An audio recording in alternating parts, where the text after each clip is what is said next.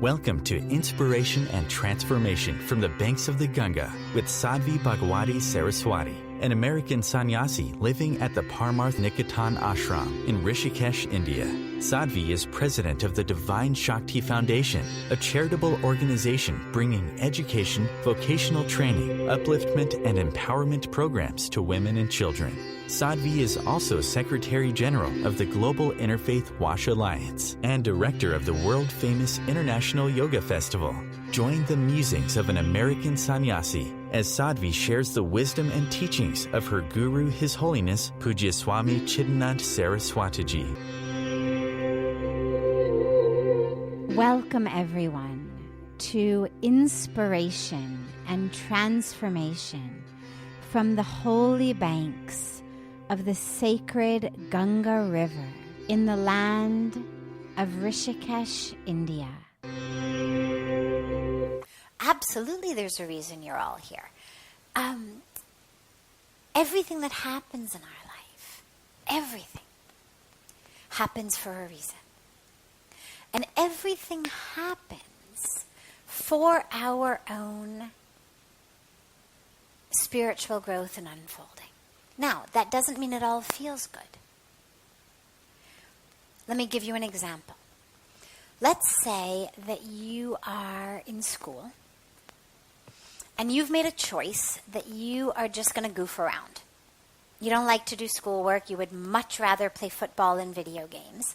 And so you don't do your homework and you lie to your mother and father every time they ask if you've done your homework. And you say yes, but actually you don't do it, and you just goof around and you play with your friends, and you skip school and you don't even go to class, and you hang around, and okay. Well, at the end of the year, you're going to fail.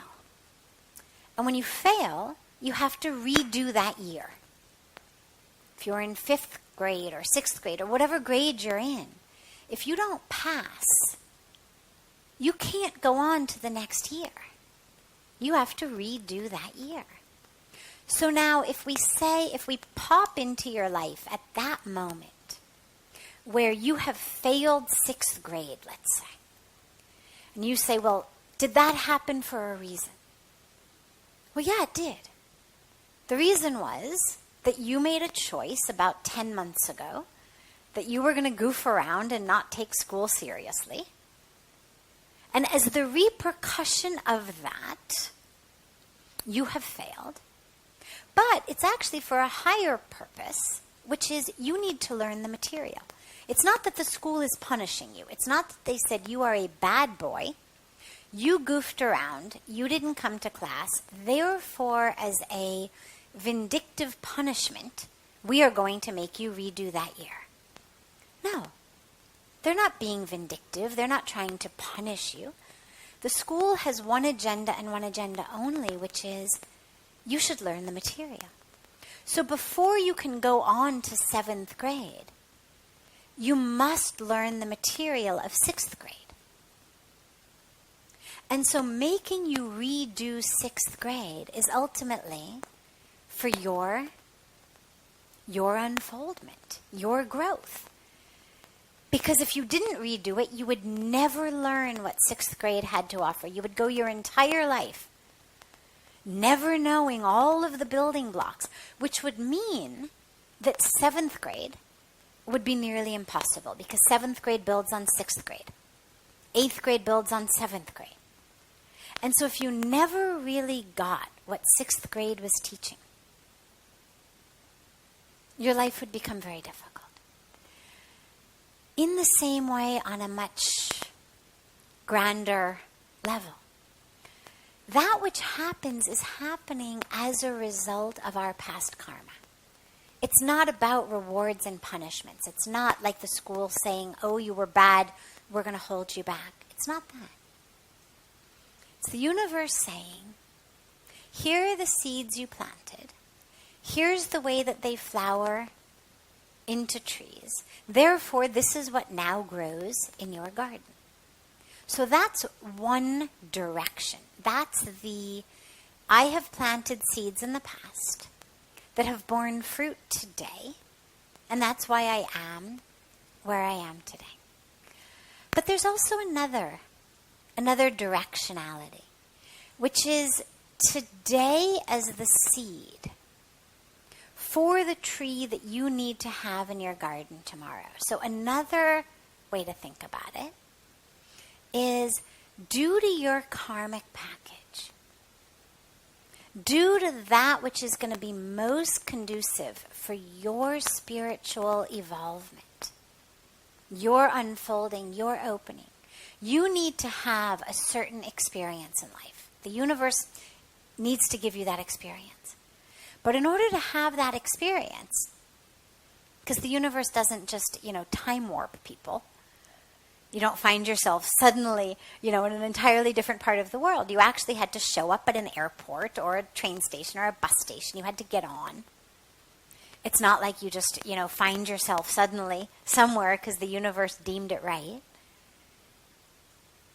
You may not know why you came, but you know how you got there. You know that you sat on a flight, or you sat on a bus, or you sat on a train.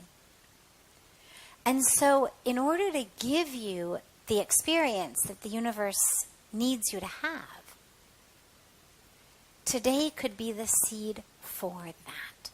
And so one way of thinking about it is all of the seeds of the past brought you here because we could say you needed, for your unfoldment, to hear what's happening in Satsang tonight. Okay? That's one way of understanding it, is that all of that which brought you here was because of that which was going to be asked and spoken. And that you, on your journey, needed to hear that, needed to experience that for your next step. But another way of thinking about it is that the universe has a plan. Let's even be more creative writing. Let's say that you are supposed to meet someone who's going to be the person you're going to marry. Okay? The universe has to figure out how to get you guys to meet. So maybe you came into Rishikesh this afternoon, but you were going to fly back to Delhi tonight for a meeting that you had. But then something in you said, no, you know what? I really want to stay for Satsang. I've heard about that Satsang. I've been meaning to go. I really want to stay. Chalo, I'll change my plans. I'll stay for Satsang. And when you walk out of here tonight, walk down on the banks of Ganga, suddenly there, at that moment, you meet the person you were supposed to meet. But if you had left 6 hours ago, you wouldn't have met her. And so the satsang, rather than being the fruit of the seeds that were planted, became the seed that actually the purpose that it served was simply to hold you back in Rishikesh for another few hours so that you could meet that person on your way out. So those are two different directional ways. One is the past has led up to this moment because this is what it's about. And another possibility is what it's about is where you're going to go from here, but to get there you needed to be here. And either way, it doesn't matter, and of course we never really know. They're just different ways of thinking about it. Sometimes we know. Sometimes something hits us and we think, okay, yeah, now I know why I needed this, that had to happen. But what's most important is just to know that wherever we are, we're there for a reason. And whether it's the fruit bearing from seeds I've planted in the past, that I need what this moment is giving me, I need to learn, I need to experience what this moment is giving me. Or that this moment is itself a seed that I'm planting for a tree that's going to bear fruit in my life at a different time or in a different way. And in many, many cases, by the way, it's both. It's not one or the other. I gave, two very specific, and particularly the marriage one, just sort of a creative writing, romanticized example of it. But in most cases, the reason is manifold. One reason is it's the fruit of seeds I've planted in the past. That's why I'm here. And here in this moment, I am gaining something. Whether something from the outer situation or something from my inner situation. That I'm gaining for a reason. A lot of times when we go through difficult times, we go through pain and suffering, it fits in this category. Yeah, it's there for a reason. Some seeds from the past are bearing fruit in this moment. And in experiencing that suffering of this moment, I'm actually learning about a place within myself that I never would have known existed if I didn't have this suffering. I'm finding a grounding, a centering, an anchoring that I never would have found if this didn't happen. And so in that case, it's both. And most things really are. But what we know for 100% sure is there's always a reason. The seeds are planted not by the universe. The seeds are planted by us, by our thoughts and our mind, as you've said, by both of them, by our actions as well.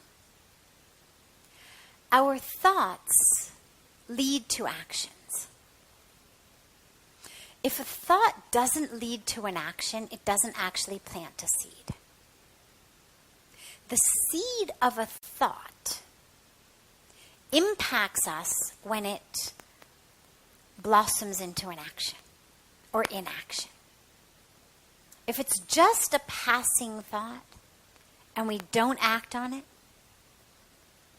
it won't plant a seed in us, which is very, very good. Puja Swamiji, my guru, says that this is the grace of the Kali Yuga. That the Kali Yuga, the Yuga we're in right now, is so difficult, is the most difficult of all the eras. And that in the other yugas, you really did get karmic fruits from simply thoughts. But that the grace of the Kali Yuga, because it's so filled with darkness, is that we've been given a little bit of leeway. And so we don't actually get karma for thoughts we have until and unless we act on them, which for most of us is a really good thing. I mean, everybody can let out a really big sigh of relief because so many of us have thoughts that we don't act on because, we have consciences and we have willpower and we have sanskaras and ethics and values that say, no, that's wrong. But we may have thoughts of, oh God, I wish. Things that aren't so nice necessarily. But the Kali Yuga lets us off of that, thankfully. And so the seeds that get planted are seeds of actions. Now, of course, actions only come from thoughts. So it all begins with a thought. But don't berate yourself for thoughts, because as long as you can prevent yourself from acting on them, as long as you have the discipline, the willpower, the values, the ethics to work with your thoughts, whether they be of anger or greed or lust or whatever they may be, as long as you don't act on them, they're not going to plant any seeds in your life. So, since the law of karma has been kind to us, we should be kind to ourselves as well, and have compassion for the fact that, yeah, we do have thoughts that are not necessarily thoughts we'd like to have. But this is why we practice meditation. It's why we practice chanting our mantra. It's why we practice introspection. To understand, why do I have those thoughts? What is it that makes me so angry? What inner emptiness am I looking to fill through my greed or through my lust? What emptiness is it inside me that makes me feel so jealous and therefore angry? That's really important personal insight. So instead of saying, oh my God, you're horrible, look, it's another lustful thought, or oh my God, you're horrible, look, it's another greedy thought, or look, it's another angry thought, or look, you're jealous again, you're horrible. Rather than that, we use it for introspection. What is it? And then we use meditation to help us understand, I'm not my thoughts. I'm not my thoughts. They're patterns of chemical and electrical activity in my brain. They've been put there by my culture, by my society, by my family, by an interaction thereof. I'm not my thoughts. And the more we meditate, the more power and control we have over our thoughts, and the more our thoughts change. And the more we introspect on them, the more that anger or greed or lust or whatever it may be starts to dissolve. And so the seeds in our life are being planted by us, by our actions.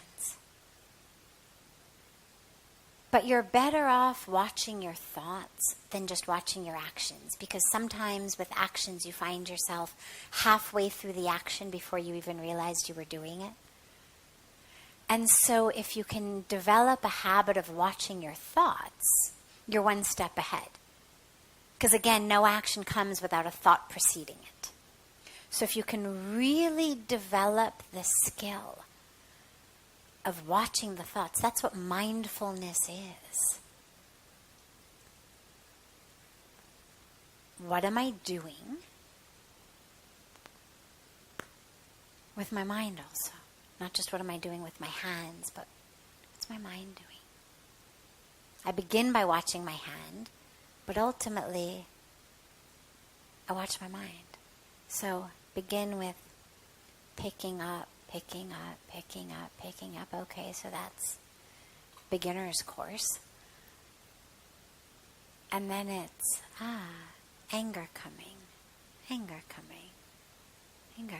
fear, constriction, advanced course.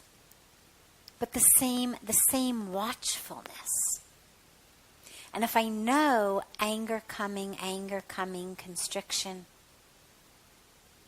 separation, that's what my mind is doing. When I get angry, I go from being connected in one to being separate. I go from being vast to being contracted and constricted. If I can watch that, then I'm able to stop myself before I act out of that anger. So I'm able to prevent any seeds, karmic seeds, from being planted. You're listening to OTR-FM, part of the IOM radio network. Being a radio host on IOM FM allows you to build your show on a rich platform with the power of the internet to fulfill your outreach goals and connect with a very specialized and global online audience, unlimited by time and distance. Om Times Radio will provide you with web relevance, a recognizable conscious brand, and with the standard of excellence that has accompanied every single Circle of Hearts Radio is a sanctuary on the airwaves. Join me, Grandmother Alaya, in the circle on Sunday, 2 p.m. Eastern, as I share information to both enlighten and nourish your soul. Hi, this is Christina Ricci with RAIN. Every 2 minutes, another American is sexually assaulted. If you or someone you know has been sexually assaulted, you are not alone. Help is just a call or click away through the National Sexual Assault Hotline. Please call 1-800-656-HOPE, that's HOPE, or visit rain.org. That's RAINN.org. Brought to you by Rain and this station. Welcome back to Inspiration and Transformation. I'm so glad to have you all back here with me. Remember that spirituality is the truth of who we are. So it's not like becoming a rocket scientist. We're going to inner space, not outer space. Outer space, you need a lot of degrees.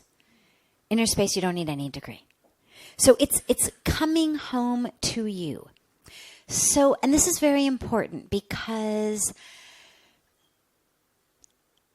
there are a lot of people who would convince you that in order to be spiritual, you need to buy this or do this or have a certificate in that or do this course or whatever it may be. It's coming back to the self, which means that my only task is freeing myself of that which isn't spirit, right? If we say spirituality is commitment to seeing the world as spirit, have a body, so it's not about letting go of the body, but it's about what is it that keeps me from living as spirit? What is it that keeps me from being awake, from being connected? Well, it's things like my ego. Which puts me in a box. And again, as I was saying in one of my circles earlier today, the ego is the same that tells you you're the worst as the best.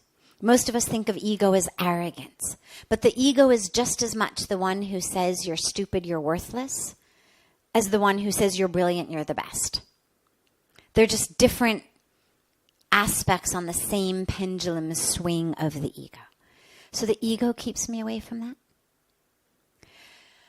A sense of being not enough keeps me from that, because then I need to look to the world to fill me. So whether through buying things, whether through eating things, whether through drinking things, whether through any one of numerous ways, I'm going to try to fill myself. These are things that pull me away from spirit. Not the food itself, not the material possessions themselves, but my drive for them to fill me. These are the sorts of things that keep us away from living as spirit. So that desire that says, I need this, I need that. If I had this, if I had that, if I were this, if I were that. The ego, I am this, you are that. All of the things that put us in boxes. Fear. But fear, of course, is just another reflection of not enoughness.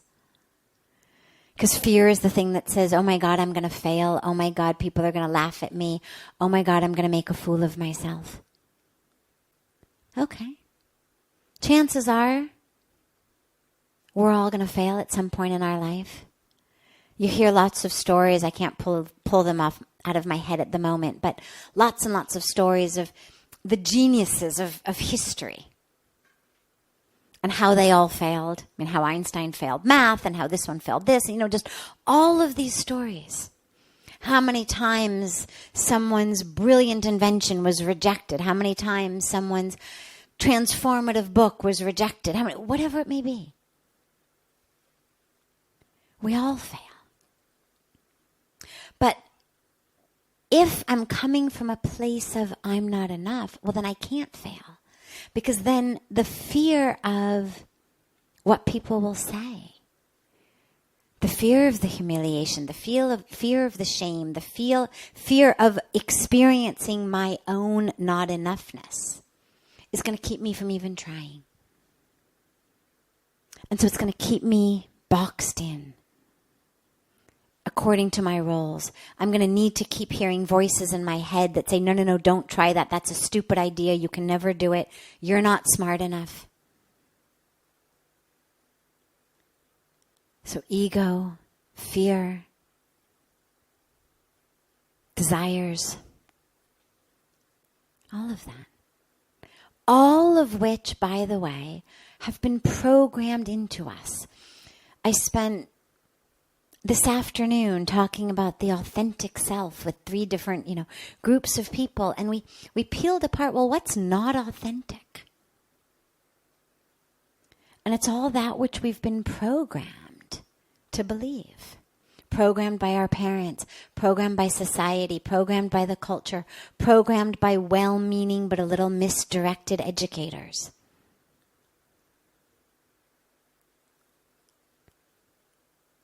And I've adopted those. So in order to connect spiritually, I need to allow myself to be free of those. And beautifully, one of the easiest ways of freeing yourself of those things is just recognizing them. It's what I refer to as the Wizard of Oz phenomenon. The minute you pull back the curtain and actually look at what it is you're running from and fearful of, it actually turns out not to be very big, but to be very, very small. With a projector. That it just projects all over our psyche. Lots of darkness. Lots of badness. Lots of worthlessness. Lots of this, lots of that. But it's just the way we've been programmed. And it's actually very small. But we have to have the courage to pull back the curtain and look at it. And then it literally tends to dissipate before our eyes. And where it doesn't, you bring in tools to counter that, counter those messages with the opposite message. This is OTR-FM, part of the IOM radio network. Om Times Magazine is one of the leading online content providers of positivity, wellness, and personal empowerment. A philanthropic organization, their net proceeds are funneled to support worldwide charity initiatives via Humanity Healing International. Through their commitment to creating community and providing conscious content, they aspire to uplift humanity on a global scale. Om Times, co-creating a more conscious lifestyle. Do you have time to read that inspiring book or that blog post you've been meaning to get to? In your busy world, how do you improve yourself and keep your life going? I'm Lisa Kay, and my Between Heaven and Earth radio show can transform your life just by listening. Be uplifted with inspiring topics, positive stories, and ideas that really work. Between Heaven and Earth Radio is conscious living for your soul, every Wednesday at 4 p.m. Eastern Time. Like Baldwin with People for the Ethical Treatment of Animals. I grew up loving circuses and other traveling animal shows, but it never occurred to me what life might be like for the animals. Training wild animals to do things they don't understand takes force. Routine discipline with a hook or whip with the heel of a boot shows the animal exactly who's the boss. Don't patronize animal acts. Please contact People for the Ethical Treatment of Animals. 757-622-PETA. Welcome back. This is Sadhvi Bhagawati Saraswati with Inspiration and Transformation. When we were speaking about the authentic self today, we were speaking about it more in the world, what it looks like when we move through the world from a place of authenticity rather than from a place of the masks and the, roles and the costumes and all of that we wear.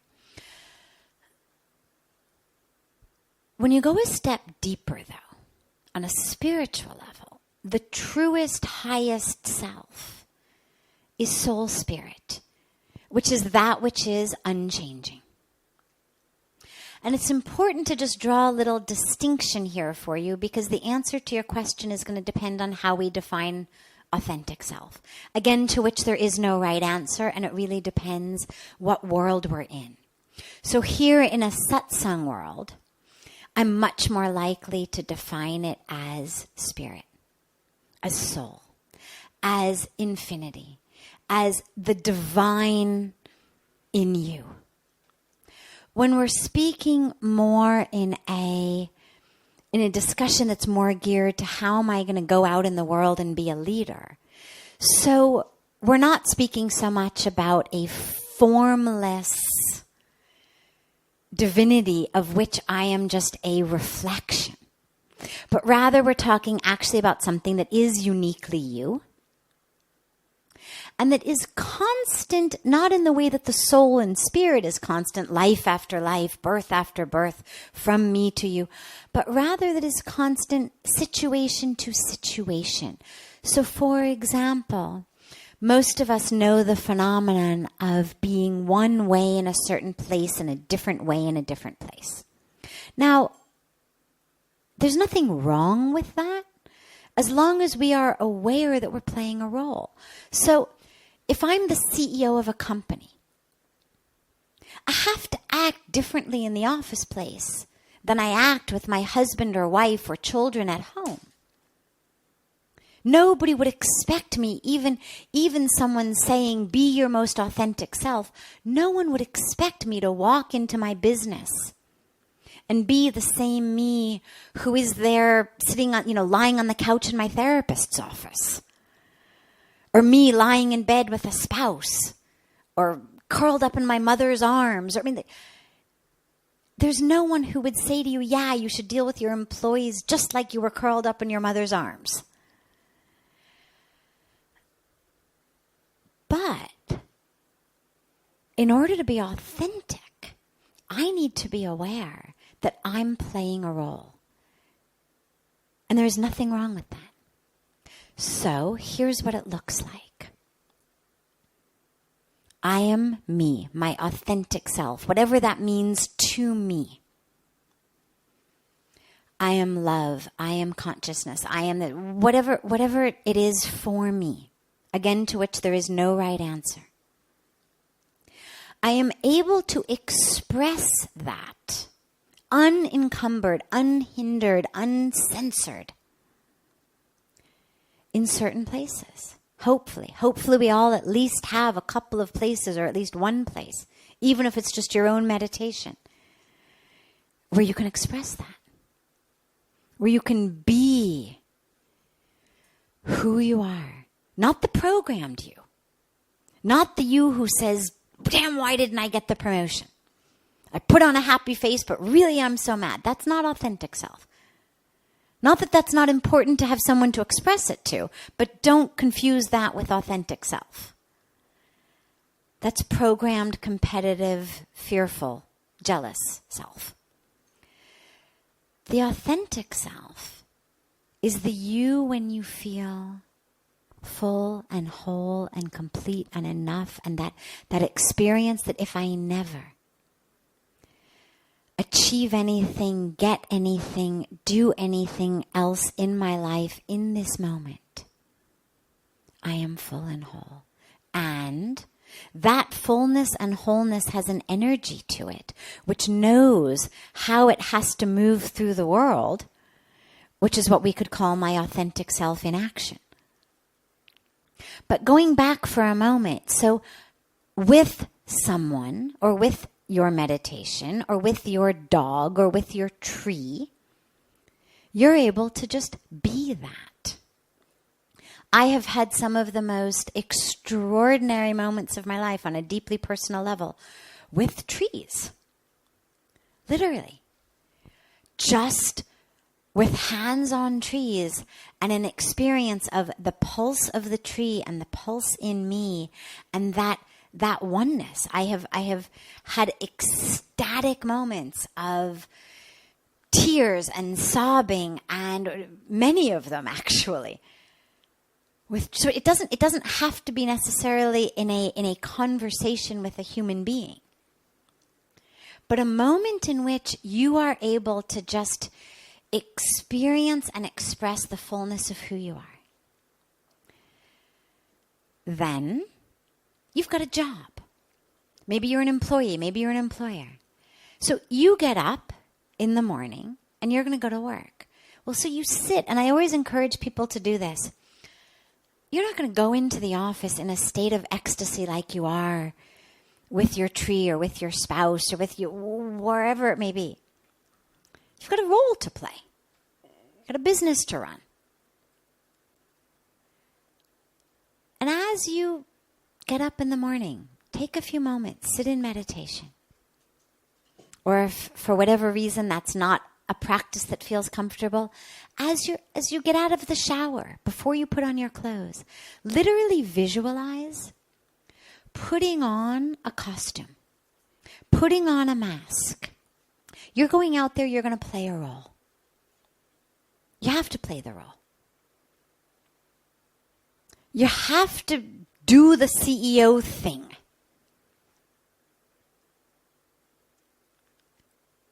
And you go out there and you do it.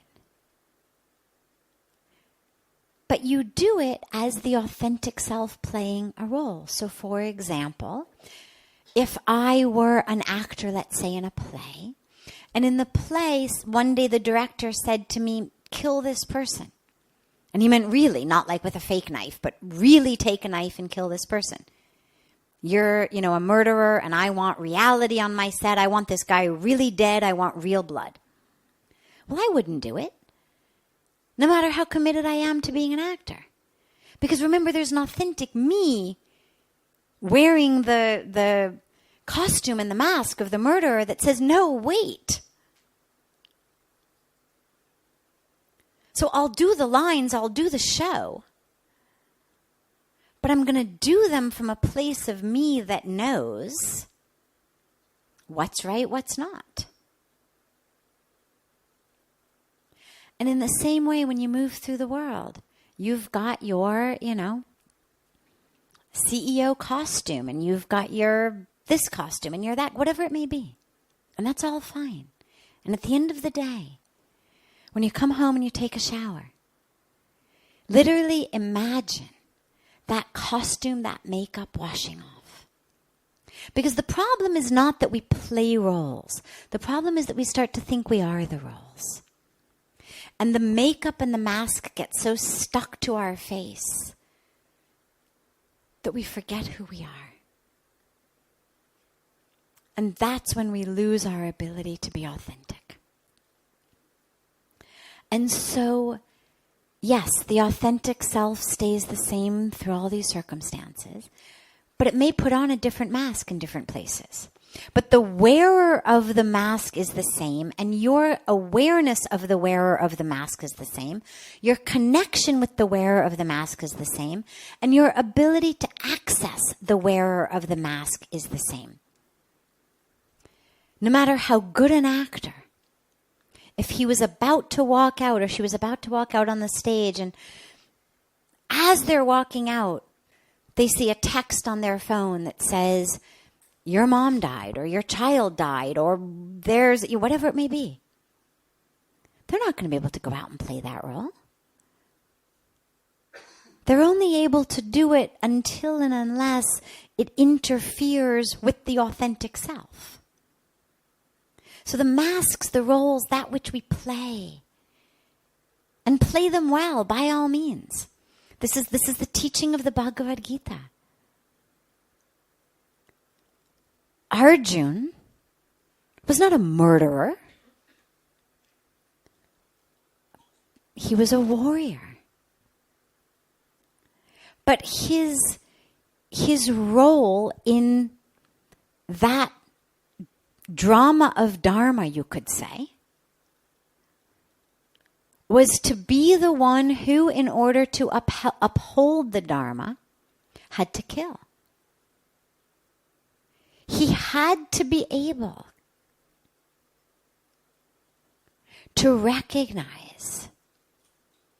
Now, of course, it's a different situation, but he had to be able to recognize that his authentic self, his highest self, was this upholder of Dharma. And of course, it makes things much easier when you literally have God standing in your chariot saying, here's exactly what you're supposed to do, and you don't have to figure it out yourself. So he had it easy in that way. But he was able to do this not by thinking of himself as a murderer, not by becoming a murderer, but by upholding his authentic self as a warrior of Dharma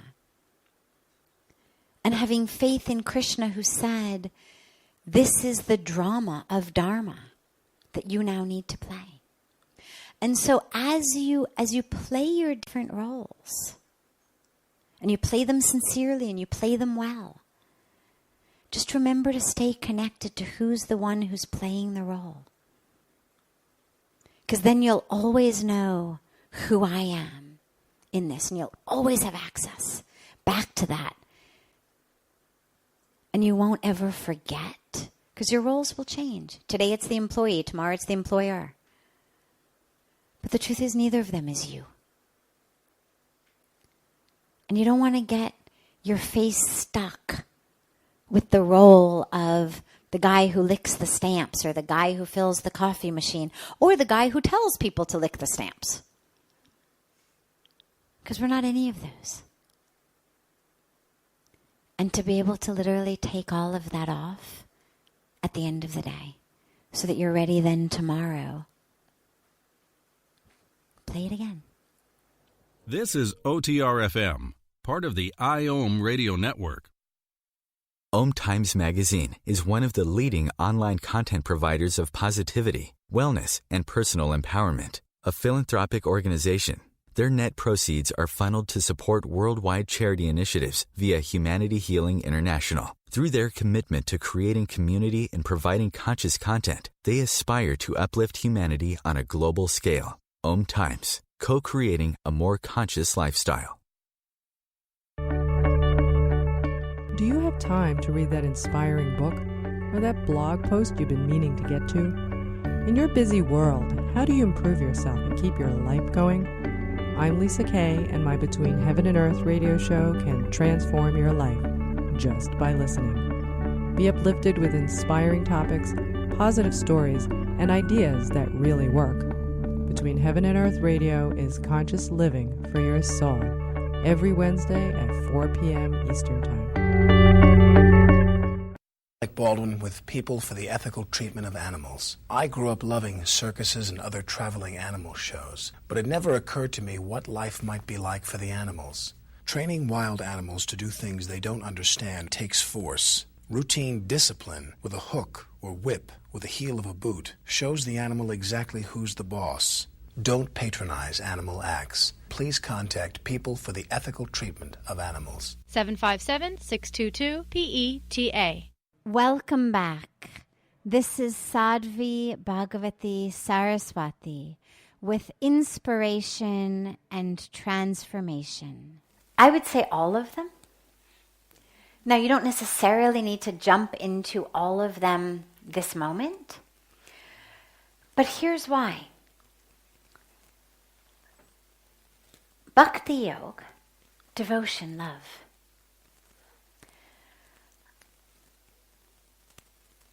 Easiest way to connect. Love God. Love God in form, love God without form, love God in the form of the tree in your backyard. It doesn't matter. But just love. The energy of love, when it runs through your body, is transformational.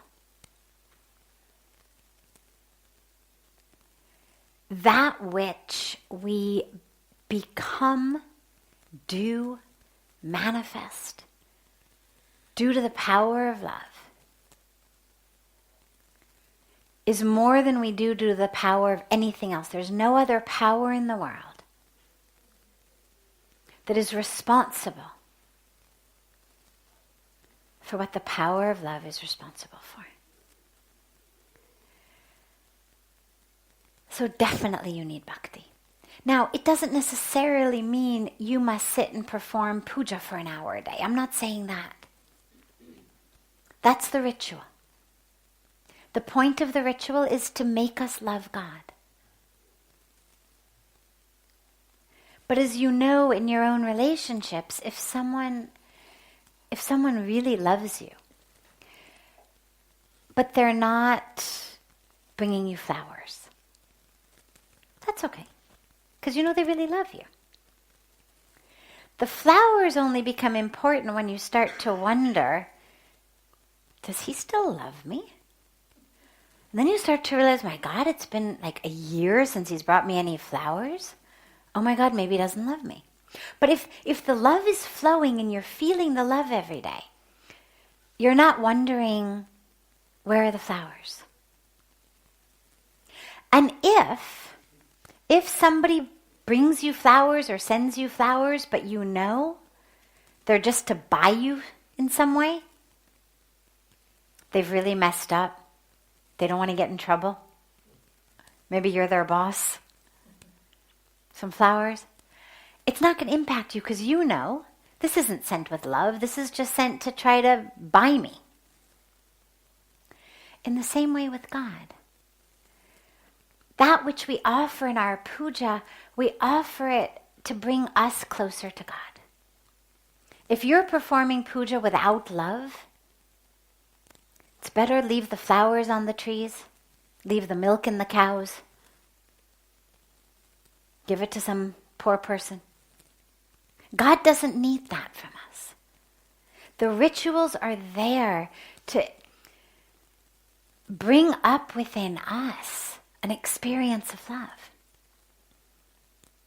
In the same way you're cooking a meal for a loved one, well, as you're cooking it, the whole act of cooking it, love is growing in you as you're cooking. Oh, he likes a little bit of spice. Okay, so I'm going to put in just the right amount, maybe a little more. He really likes spice. Okay, just one more chili. Right? And the whole act of cooking brings you closer and closer to love. Or you're painting a picture for someone you love. Every stroke of that painting brings up more and more love for you. So have bhakti, but don't worry if it's not I sit in puja. That's okay. But make sure you love God. And make sure that there's some expression of your love to God. Even if it's just, I love you, God. Really, that's enough. Puja Swamiji tells a beautiful story of a young boy in temple. And it's time for the silent prayer. And everybody becomes quiet, everybody closes their eyes, and the boy says to God, he says, God, I don't know any prayer. He says, the only thing I know by heart is my ABCs. Because I learned that in school. He says, I know those by heart.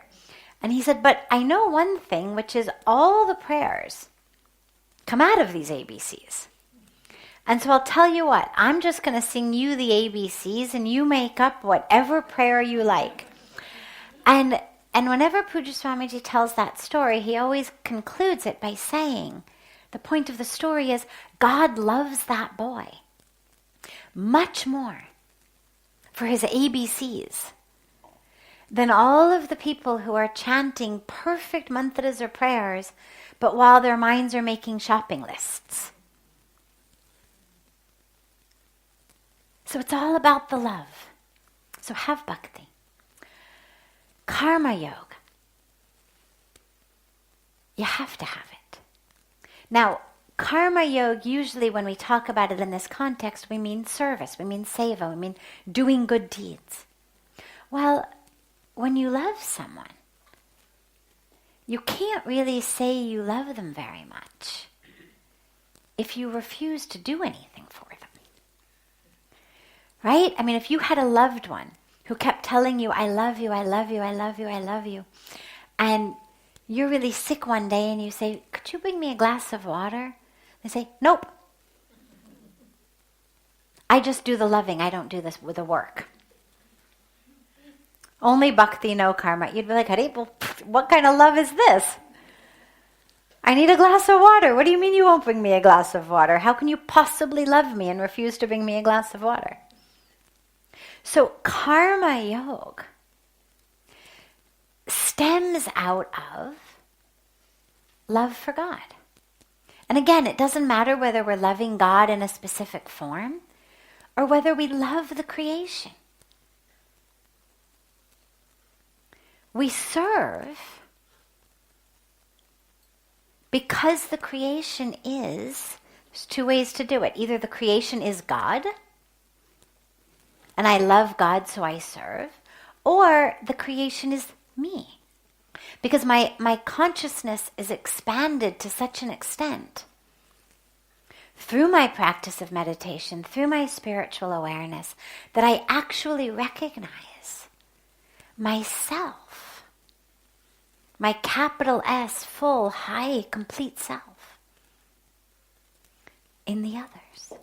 And so I serve the same way that I scratch my nose when it itches, or I limp when one of my legs is hurt, or I do anything else for myself.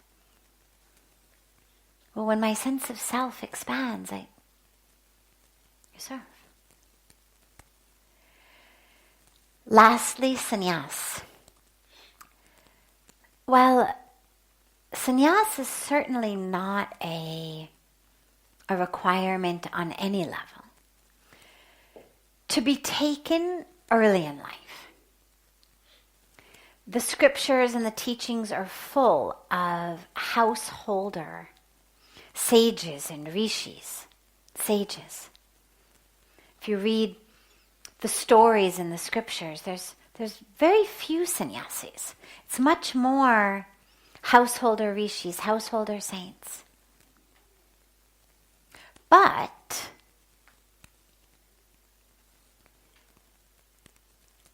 as our life goes on, right, we're given in the Hindu tradition, there's a sense of 4 what we call ashrams, 4 stages of life that are prescribed for everyone. First stage is your student years, brahmacharya ashram. Your second stage is your marriage and childbearing and career and whatnot, grihastha stage. Then the kids are now grown, they're settled. Vanprasthashram stage, you start being able to pull away. You no longer need to be changing diapers and bringing home the bread. And Vanprasthashram stage, you start to move away. And then ultimately the stage of sannyas, which is that final stage in that way of going back to God, of literally unencumbering ourselves from the world so that we can be one with God. But of course, there's many of us who choose to skip around and take sannyas earlier. But there's no requirement for that. You can practice bhakti and karma yoga, and you should practice them in every stage.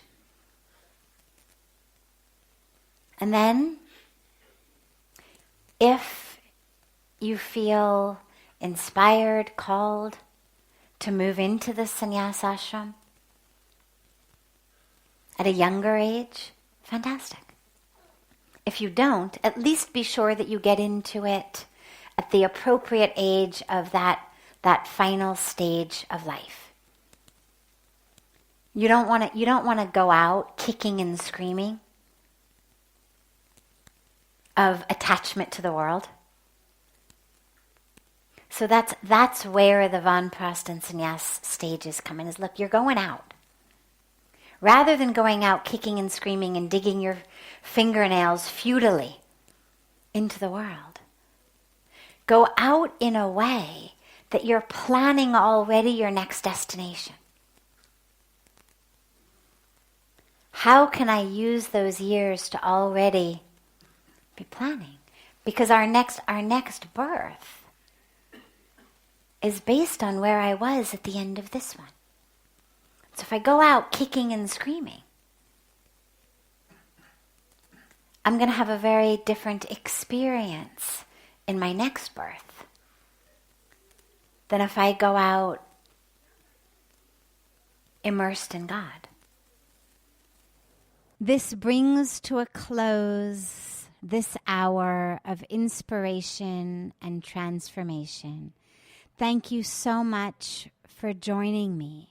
I'm so glad to be together with you all each week, and I look forward to being together again next Thursday, same time, on Om Times Radio.